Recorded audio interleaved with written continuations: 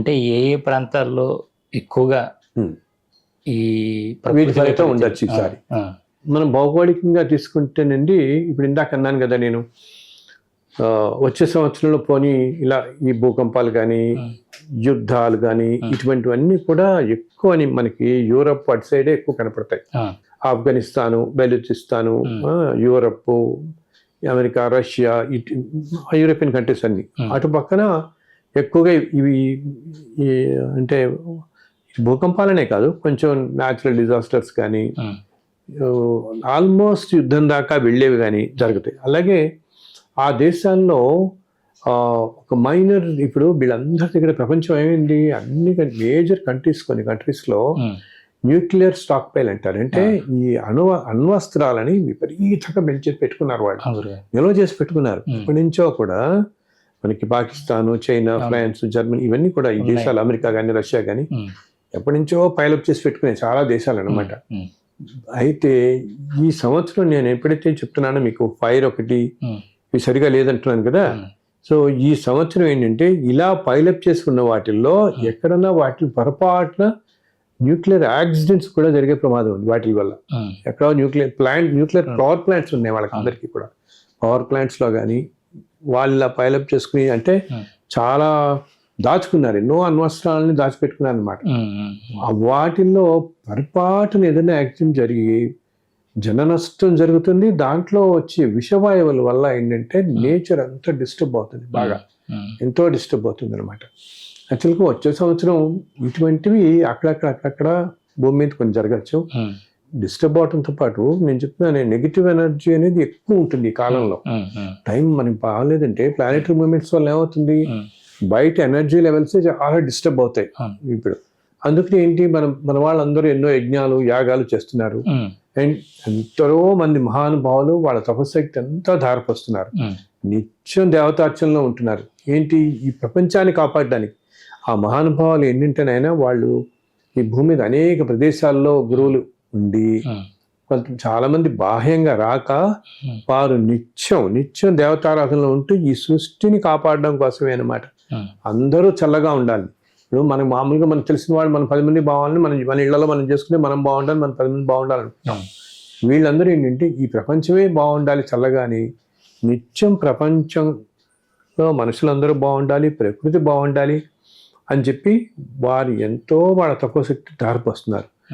నేను మీ ద్వారా అందరికీ చెప్తున్న పని ఏంటంటే, ఇప్పుడు ఇది వింటున్న వాళ్ళలో కూడా కొంతమంది నిత్యం దేవతార్చన చేసుకునే వాళ్ళు, ఇలా ఏదో యజ్ఞయాగాల్లో పాల్గొనే వాళ్ళు ఎంతోమంది ఉంటారు కదా. వారు కాస్త అవన్నీ చేస్తున్నప్పుడు సంకల్పం చేసుకోండి. ఏంటంటే దీంట్లో కొంత భాగం భగవంతుడికి సంకల్పం చేసి, నాయన ఈ సృష్టి కూడా చల్లగా ఉండేలా చూడు అని చెప్పి ఒక ప్రార్థన చేస్తే, నమస్కారం చేసింది. ఇప్పుడు రోజు మన వాళ్ళకి చాలా మందికి బయటకు వెళ్లే ముందు ఒకసారి దేవుడికి నమస్కారం పెట్టుకోవడం అలవాటు. చాలా మందికి ఇంట్లో పెడుతుంటే మనం నిత్య పూజ మనకి అలవాటు ఉన్నా లేకపోయినా ఎట్లా దేవుడిని పెట్ట ఒకసారి చూసుకుని నమస్కారం పెడతాం. అలా మీరు పెట్టిన నమస్కారంలో ఒక్క నమస్కారంలో పెట్టుకుంటున్నప్పుడు మీరు మీతో పాటు ఈ ప్రపంచం కూడా ఆ రోజు బాగుండాలి అని ఒక్క సంకల్పం చేసుకోండి. ఇన్ని కోట్ల మంది కనుక ఇటువంటి సంకల్పం చేస్తే దానికి చాలా శక్తి వస్తుంది. ఆ శక్తి వచ్చి వీటన్నిటి తీవ్రత మనకి తగ్గుతుంది అనమాట. కాస్త ఇంత తగ్గుతుంది. లేకపోతే ఇప్పుడు మనం చూడండి, లాస్ ఏంజల్స్లో అది కొన్ని వేల ఎకరాలు, హెక్టేర్లు, ఎన్నో హెక్టార్లలో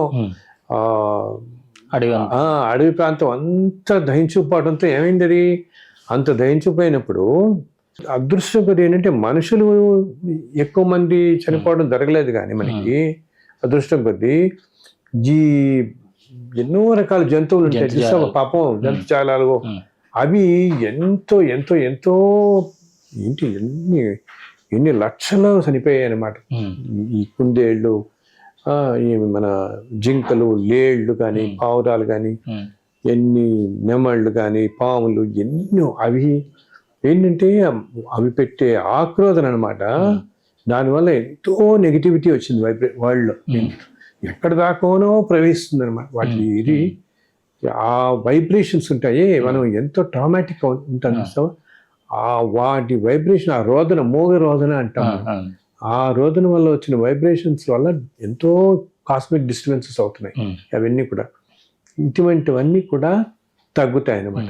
మనం ఏంటి నిత్యం ఇలాగా కాస్త భగవంతుడిని ప్రార్థిస్తే మనం ఎప్పుడు కూడా భగవంతుడికి కావాల్సింది ఈయన ఎంత ఆర్తితో నన్ను కొలుస్తున్నాడు, ఎంత ఆర్తితో నన్ను వేడుకుంటున్నాడు అని చూస్తాడు. కానీ మీరు 5,000 ఖర్చు పెట్టాడా, 10,000 ఖర్చు పెట్టాడా, 10 లక్షలు ఖర్చు పెట్టి చేస్తున్నారని కాదు, ఎంత ఆర్తితో సమాజ హితం కోసం కోరుకుంటున్నాడు అన్నప్పుడు భగవంతుడు తప్పగా వాళ్ళ మొర ఆలకిస్తాడు, వింటాడు కూడా అన్నమాట.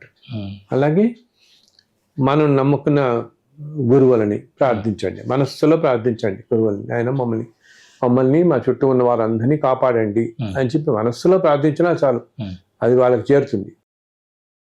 గురువులు కూడా ఎంతో శక్తివంతం అని ఉన్నారు కాబట్టి వారికి చేరుతుంది. వారికి చేరి మీరు బాగుంటారు, మీ కుటుంబాలు బాగుంటాయి, ప్రపంచం అంతా కూడా చల్లగా ఉంటుంది.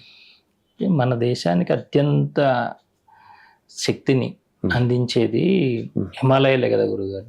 కానీ ఇప్పుడు హిమాలయాల్లోనే ఎక్కువ ప్రమాదాలు రాబోతున్నాయని. అవునమ్మా, యాక్చువల్లీ హిమాలయాల్లో ఇప్పటికీ దేవతలు సంచరించే ప్రదేశాలు ఎన్నో ఉన్నాయి. సాక్షాత్తు మన కైలాస పర్వతం తెలుసుకొని కదా, మానస సరోవరం ఇవన్నీ.